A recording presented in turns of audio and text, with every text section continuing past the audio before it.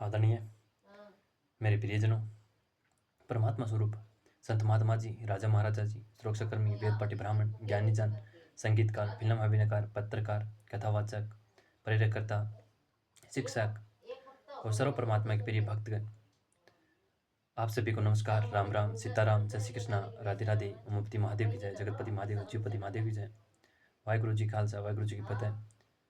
और अन्य धर्मों के रूप में जिस तरह परमात्मा की जय की जाती है, जय करते हैं। आप सभी को आज एक दिव्य संदेश के साथ कि भारत को हम बेरोजगारी से और सभी राजाओं की सहायता के साथ हम उन्हें कैसे विकसित कर सकते हैं, इस अर्थों पर बात करेंगे कि हम भारत को सर्वप्रथम युवा जो रीढ़ है आने वाले भविष्य की, वर्तमान में 91% भारत में स्वार्थ से काम होते हैं भैया, बिना स्वार्थ के कोई काम नहीं होता। इसलिए मैं सभी युवाओं को कहूँगा कि मानव जीवन को विकसित करना जरूरी है, नौकरी लगना जरूरी है, लेकिन उसमें दिखावा नहीं। आप गरीब थे, आप दुखी थे, आप परेशान थे, आप सफल हुए, परमात्मा ने आपको सफल किया, राजा महाराजा को उस पद पर बिठाया। लेकिन हम क्या करते हैं, जब बैठ जाते हैं तो अहंकार में हो जाते हैं, समय पर कार्य नहीं करते। 5-5 साल लग जाते हैं। जब वोटिंग प्रणाली आती है तब हम उसके कुछ साल, 1 साल पहले ही टाइमिंग पीरियड में भर्तियाँ होती हैं, उसके भुक्तभोगी भी हैं। उसके अनुभव के साथ, 30 साल के अनुभव के साथ हम बात कर रहे हैं। पूरे भारत के भ्रमण के बाद बात करें, प्रत्येक मनुष्य के अनुभव के साथ, उनकी बातें सुन करके, उनकी कथाएं सुन करके, उनके जीव से रूबरू होने के पश्चात परमपिता परमात्मा विराट विष्णु माँ दुर्गा का महादर्शन करने के बाद 8 साल के पैरासोनिक उपसाउंड से परमात्मा के महा ज्ञान को प्राप्त करने के बाद, हर चीज़ पर आकलन करने के बाद बारीकी से हमने ये निश्चित किया है कि युवा इस भारत की पीढ़ी है जिनको नशे से बचना है। और नशा क्या? शराब, सिगरेट, लड़की, हस्तमैथुन। शिक्षा भी जरूरी है, 50% ज्ञान भी जरूरी है। ये नहीं कि सिर्फ शिक्षा है जीवन चल जाएगा, धन कमा लिया, भवन बना लिए, वाहन ले आई, ये नहीं। सच्ची शिक्षा है कि हम जब सफल हों तो हमारे बगल वाला पड़ोसी भी बेचारा सफल हो, जिस शहर में रहते हैं, जिस राज्य में रहते हैं, जिस राष्ट्र में। इन भावना मिटा दीजिए, होगा वही जो परमात्मा चाहेगा। हम तो सिर्फ कर्म कर सकते हैं। इस तथ्य के साथ चलिए। राजाओं से प्रार्थना है कि वो जब राजगद्दी पर बैठी भारत को विकसित करने की शपथ के साथ, तब 3 महीने के अंदर सभी महकमों के अंदर भर्तियाँ करवाई, जिससे युवा भाई बहनों को रोजगार मिले। मैं युवा भाई बहनों से कठोर मेहनत करें, रोजगार के रूप में उन्हें खेती के रूप में रोजगार प्रदान करें, जल का प्रबंध करके दें। जैसे नदी नाले अच्छी सी भरे रहेंगे तो खेती हरियाली रहेगी, तो बेरोजगार कम होगा भारत के अंदर। और भारत एक भूमंडल ऐसा है जहाँ हर एक चीज़ की उपलब्धता है परमात्मा की दया से, हरि की कृपा है उस पर। युवाओं को कहना चाहूँगा कि कठोर तरीके से अपने माता पिता के, अपने गुरुजनों के, संत महात्माओं के लिए, लेकिन मारीचों की नहीं कहना चाहता कि अगर संत के भेष में मारीच हैं तो मैं उनके बारे में नहीं कहता, लेकिन सत्य संत है, उनका आदर सम्मान कीजिए। अपने पास धन है, कोई अच्छा ज्ञान है, कोई भी अच्छी उपलब्धि है, वो दूसरों के साथ शेयर करिए, मिल बांट कर खाइए। हमारा भारत हमारे पूर्वजों ने मिल बांट कर खाया, इससे भारत की समस्या हटेगी। एक धर्म की पत्नी रखिए, 25 से 30 के उम्र में विवाह कीजिए, धर्म के पथ पर चलिए। अनेक दोस्त नहीं होने चाहिए, अनेक पत्नियां नहीं। नकारात्मकता बढ़ती जा रही है दिन प्रतिदिन। एक रोजगार, एक आवश्यकता के अनुसार घर, एक वाहन, एक संतान जैसी नीतियों पर हमें कठोर तरीके से चलना होगा।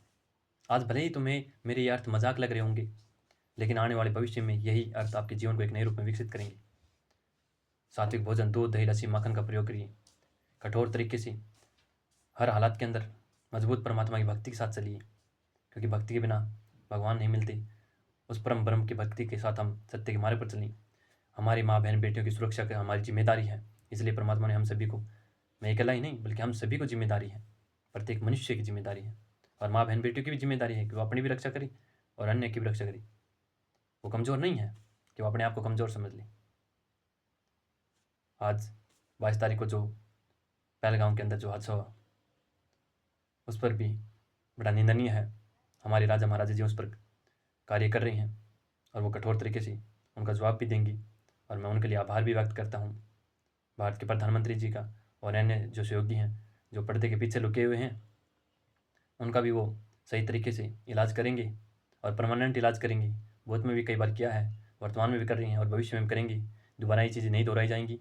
इसलिए हमें चिंता मुक्त होना चाहिए कि हमारे पास एक भारत के प्रधानमंत्री जी के रूप में, एक संत के रूप में एक महाराजा जी हैं, और हम सभी भी ऐसे बने कि उनका जो लक्ष्य है 2047 तक का, कि हमारा भारत विकसित हो, प्रत्येक मनुष्य को, प्रत्येक युवा को, भाई बहनों को, सभी को उनके कंधे से कंधा मिला करके हमें उनकी सहायता करनी चाहिए, जिससे वो हमारी सहायता कर सके। भारत बहुत आगे जा रहा है और भारत बहुत आगे जाएगा, पूरे विश्व में विश्व गुरु बनेगा तब जब हम युवा एकजुट होकर के संगठन बना करके, जो भारत के प्रधानमंत्री जी मानवता की सेवा में लगे हैं, उसी तरीके से हम भी अपने गांव के अंदर, अपने शहर के अंदर हर कार्य को अच्छी तरीके से, ईमानदारी से, चरित्रमानता से, दया से, क्षमा, त्याग, धैर्य और मानवीय कल्याण के दंड के साथ करें। अगर कोई गलत है तो उसके प्रति आवाज़ उठाइए, प्यार से नहीं मानता तो कठोर तरीके से बनाइए, पर उपद्रव मत करिए, हाव मत करिए, दिखावा मत करिए। ये नकारात्मकता है। 10% लोग ईमानदारी से काम करते हैं, जबकि 90% लोग नकारात्मक तरीके से स्वार्थ में काम करते हैं। निस्वार्थ भारत है। क्या क्या है हमारा? बस मूलभूत आवश्यकताएं, कुछ आवश्यकताएं हैं वो पूरी हो जाती है परमात्मा की दया से, फिर स्वार्थ कैसा? निस्वार्थ भाव से कार्य करिए, और समय आने पर हमें हर एक चीज़ परमात्मा प्रदान करता है। दुनिया से मत मांगिए, उस परम से मांगिए जो देने के योग्य प्रतिक्षण समर्थ है, और वो देता भी है समय आने पर। उस पर परम विश्वास रखिए। एक दूसरे की चीज़ों को मत छीनिए, लड़ाई झगड़ा मत करिए, खून खराबा मत करिए। विश्व शांति, एकता, अखंडता, मानवता की पहल करता है भारत। इसी पहल पर हम चलेंगे सभी। यही मैं आप सभी से प्रार्थना करता हूँ कि इस पहल पर जब हम चलेंगे तो निश्चित बात है, और प्रत्येक युवा ईमानदारी से चले। बस मैं यही कहना चाहूँगा। इन अर्थों पर ध्यान दें।